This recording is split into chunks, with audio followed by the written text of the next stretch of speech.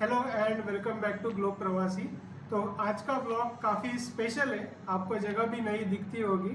तो आज की व्लॉग में हम जानेंगे, अगर से आपको आपका पेट इंडिया से जर्मनी लाना है तो उसके बारे में स्टेप बाय स्टेप गाइडेंस, कितना खर्चा आएगा, क्या क्या इंश्योरेंसेस लगेंगी और क्या क्या प्रिकॉशंस आपको लेनी है। चलिए तो शुरू करते हैं। तो आज हमारे साथ है मिस्टर मिलिंद। आपके पास कौन से ब्रीड का डॉग है?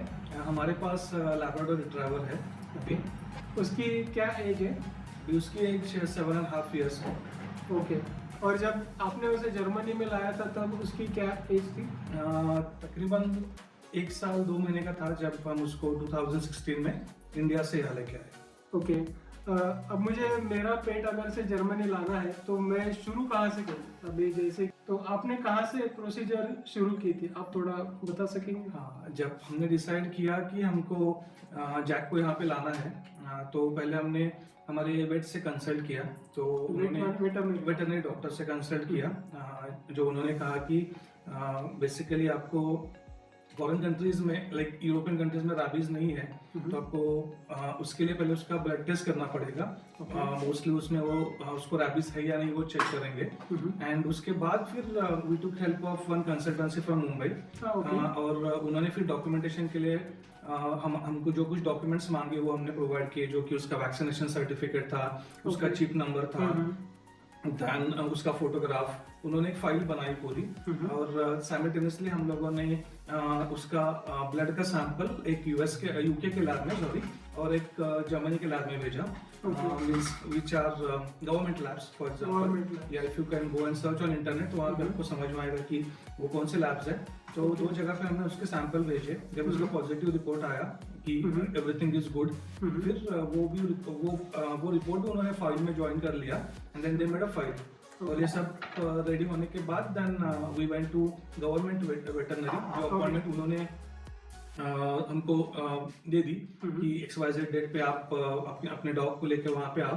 तो हम लोग मुंबई लेके गए थे, पुणे से उसको। फिर उन्होंने इन जनरल चेकअप किया, उसके टीथ देखे, ईयर देखे, नोज, एंड उसके बाद उन्होंने पूरी फाइल देखी, और फिर उन्होंने NOC they the. So this was the overall process. उसके बाद ही then we went ahead and booked his tickets for Germany. Okay. तो ये जो कंप्लीट प्रोसीजर है, तो इसको अप्रोक्सीमेटली क्या टाइम चाहिए, हफ्ता या फिर कितना? मोस्टली डिपेंड्स कि अभी कैसे कंडीशन है, लेकिन जब हमने स्टार्ट किया था तो उसका ब्लड सैंपल भेजने के बाद जब तक वो वापस हमको उसका रिपोर्ट नहीं आया, it took around 15-20 days.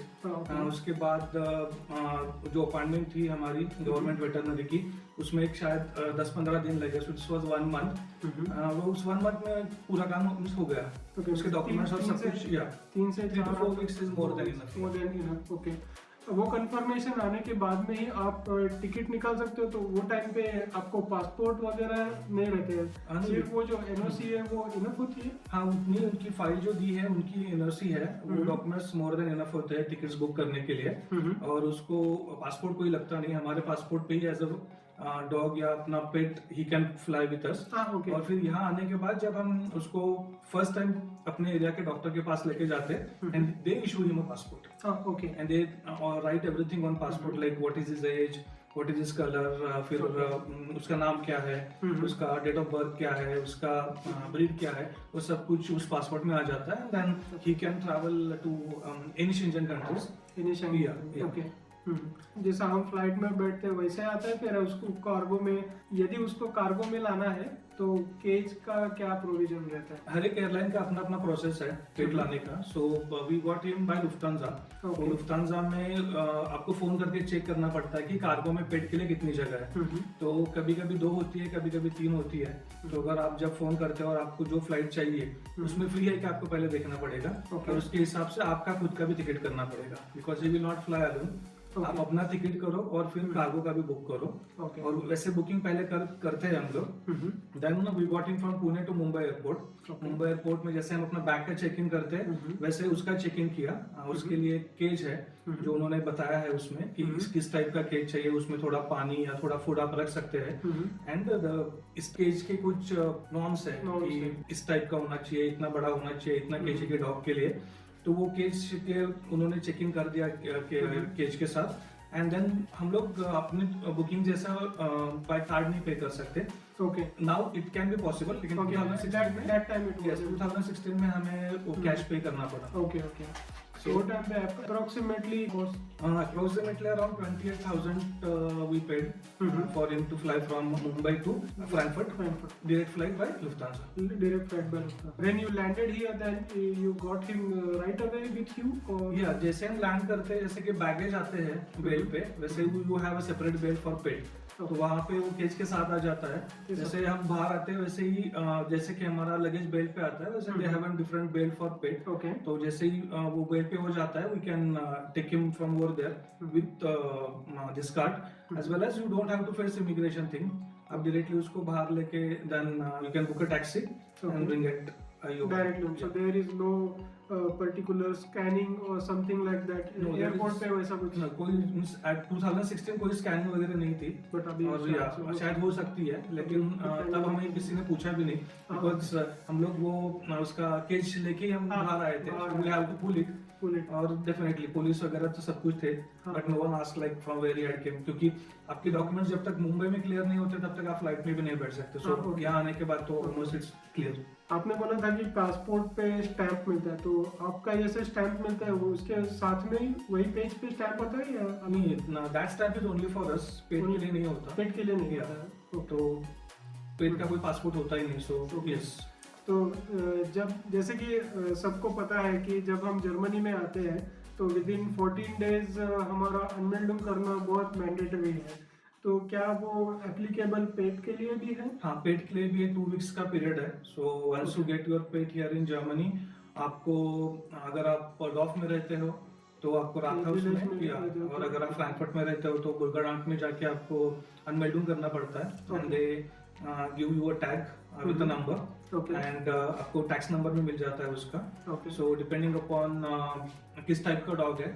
So at that time in Frankfurt we used to pay around 60 or 65 euros per year। उसका टैक्स था। Then we moved to Barcelona, तो वहाँ पे काफी कम था, 55। And now in Hanau it is 80। Okay, so it depends on the city or district, or district, it changes. Yeah। Is it possible to file that tax amount in tax return? No, आप वो नहीं कर सकते, क्योंकि that is ये कोई मौज किया means like it's not your investment. So definitely आप वो नहीं कर सकते। This is a paid passport. यहाँ पे उसकी पूरी डिटेल्स है, नेम है Hyundai, that's Labrador retriever, main leash that is,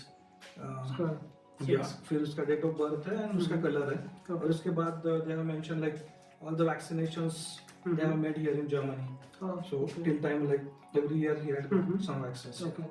So, साल भर में कितने वैक्सीन लेने पड़ते हैं? जर्मनी में तो एक ही वैक्सीन होता है। और वो जैसा हम जर्मनी में आते हैं, हमारा एक हाउस आर्ट्स रहता है, तो वैसा ही एक डेडिकेटेड वेटरनरी डॉक्टर भी रहता है पेट का? हाँ, पेट का आपके एरिया में जो कुछ आपके पास में है डॉक्टर, उन्हीं के पास आप जा सकते हैं। You also should be comfortable with that doctor, उसका ट्रीटमेंट।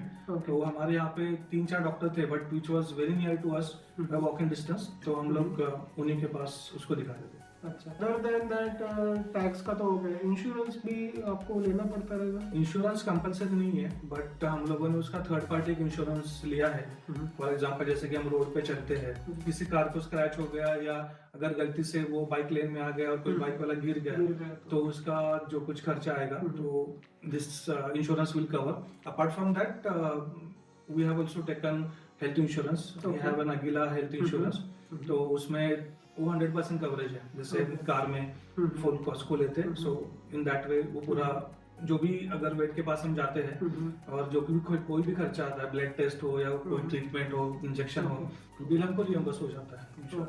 तो आपने जो लायबिलिटी इंश्योरेंस बोला था, तो वो आपके लायबिलिटी इंश्योरेंस में आप आपके पेट को ऐड कर सकते हैं, या फिर उसका पेट का अलग ही रहता है? पुणे में तो काफी गर्म वेदर रहता है कंपेयर टू जर्मनी, तो आपके पेट को जर्मनी में एडजस्ट होने को कुछ तकलीफ हुई क्या? वैसे तो इतनी तकलीफ नहीं हुई, क्योंकि वो लैब्राडोर है, वैसे कि वो एक्चुअली कोल्ड कंट्रीज का डॉग है। So actually India was the right place for him, not the right place for him. But yes, यहाँ आने के बाद हमको भी लगा वैसे, but he adopted very well, तो वो कोई प्रॉब्लम नहीं आया। Okay, how did the other dogs react when you go in the park?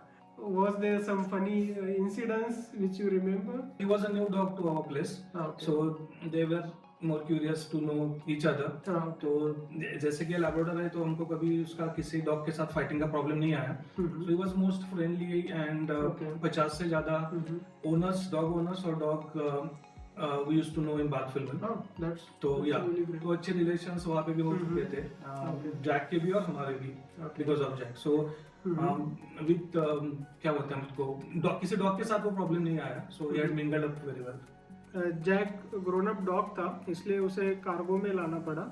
But यदि आपका पेट पॉकेट डॉग हो या फिर कैट हो, उसको भी आपको एक केज में लाना पड़ता है. यदि आप पेट शॉप में जाओगे और इंटरनेशनल ट्रैवल बोलोगे तो आपका जो भी पेट है वो हिसाब से आपको केज वो प्रोवाइड कर देंगे. स्टैंडर्ड वाला ही प्रेफर करना, जो कि साधारण 6 से 8 हज़ार रुपए के प्राइस रेंज में रहता है. और हमेशा कोशिश करें कि आपको डायरेक्ट फ्लाइट मिले, क्योंकि इंडिया से जहां तक मुझे पता है आप सिर्फ मुंबई और दिल्ली से ही पेट को ला सकते हो. अभी इन बिटवीन अगर से बेंगलोर से भी चालू हुआ है तो आप क्रॉस वेरीफाई कर सकते हो. तो जैसे कि आपको पता है जर्मनी जो देश है वो it's a land of rules and regulations. तो मिलिंद जी, आप बताएं कि क्या क्या रूल्स एंड रेगुलेशंस है जो हमें यहाँ पे फॉलो करना मैंडेटरी है. बेसिक रूल्स में आता है कि आपको डॉग को हमेशा लीश पे रखना चाहिए. Whenever you go on road, like footpath पे या ऑफ रोड, अगर फील्ड्स में जाते हैं, नदी के किनारे जाते हैं, तो आपको उसको लीश पे ही रखना पड़ता है. सेकेंड थिंग, बहुत जगह पे प्ले एरिया है डॉग्स के लिए, वहाँ पे आपको उसको लीश फ्री रख सकते हैं. उसके बाद पू बैग्स आपको कैरी करनी पड़ती है. पू बैग्स के स्टेशंस रहते हैं, वहाँ पे आपको बैग्स मिलेंगी. अगर किसी एरिया में नहीं है तो I would request those parents of pet कि वो पेट शॉप से खरीद ले. सो उसके बाद फिर आप जैसे कि विंटर में अंधेरा जल्दी हो जाता है तो आप उसको लाइट वाली रिंग या बेल्ट पहना दे, जो कि आगे से कोई चल के आ रहा है, बाइसिकल वाला आ रहा है या कार वाला आ रहा है, it's a kind of reflector कि यस समथिंग इज देयर. तो ये नॉर्मल रूल्स है. उसके बाद जब आप डॉग रजिस्ट्रेशन के लिए रात हाउस या बुर्गाहाट में जाते हैं, वहाँ पे भी आपको रूल्स एंड रेगुलेशंस का बुकलेट भी मिल जाता है. और अगर आप वो रूल्स ब्रेक करते हैं तो उसका क्या फाइन है. जैसे कि किसी एरिया के आसपास वांडरवेग है, वाइल्ड है, तो उसमें आपका बिहेवियर डॉग का कैसे होना चाहिए लीश पे, क्योंकि डियर्स या बाकी वाइल्ड एनिमल्स भी रहते हैं, तो आपको वहाँ पे वो लीश फ्री नहीं छोड़ना चाहिए. या नदी के किनारे लोग बैठे हुए होते हैं या कोई बोटिंग करता है, तो उस वक्त भी आपको डॉग को लीश पे रखना चाहिए. उसके अलावा भी काफी रूल्स है, बट वो बुकलेट में आपको आपके एरिया के हिसाब से तो वो एक काफी अच्छी बात है. आप कौन से भी रीजन में आप जहाँ पे अनमेल्डूम कर रहे हो, वो रीजन के हिसाब से आपको बुकलेट मिल जाता है. उसमें फाइन भी मेंशन किया हुआ रहता है. हाँ, मीन्स अभी तो मीन्स मेरे बुकलेट में तो लिखा है कि अप टू 5,000 यूरोज. ओके. तो कुछ रूल्स बहुत स्पेसिफिक है, अगर वो तोड़े गए और आप पकड़े गए तो यू हैव टू पे दैट. ओके. तो मिलिंद, आपने आपके पेट को यानी जैक को आपने ट्रेनिंग स्कूल में भेजा था? हमें वैसे जरूरत नहीं पड़ी. He behaves well. लेकिन आई वाज हैविंग फ्रेंड्स, वो बोलते थे कि आप ट्रेनिंग स्कूल में भी उसको लेके आ सकते थे. लेकिन मुझे नहीं लगा कि वो एग्रेसिव है या उसका बैड बिहेवियर है. तो हम लोगों ने तो ट्रेनिंग स्कूल में नहीं भेजा, बट ट्रेनिंग स्कूल हर जगह पे अवेलेबल है. उसके बाद डॉग ओनर्स के हर वीक में मीट भी होती है ऑन एवरी सैटरडे, तो आप वहाँ पे भी लेके जा सकते हैं. उनके कुछ इवेंट्स भी होते हैं. तो यस, तो एक दो हम लोगों ने भी अटेंड किए. बट जैसे कि हम लोग हर रोज घूमने जाते थे तो वो वैसे भी हर उसके दोस्त को मिलता था, तो we was aware of all dogs in area. So वैसे हमें जरूरत नहीं पड़ी डॉग ट्रेनिंग को. ओके. तो ये मैंडेटरी नहीं है? मैंडेटरी नहीं है. यस. इंडिया में हम जो घर में खाते हैं हम वही पेट को भी देते हैं, क्योंकि वो फैमिली मेंबर होता है. तो आप कुछ स्पेसिफिक फूड देते हो जैक को? वैसे तो वेजिटेबल्स में वो बहुत सारी चीज़ें खाता है या फलों में भी खाता है, but we still prefer to give him dry food, जो हम लोग टोकन फूटर बोलते हैं.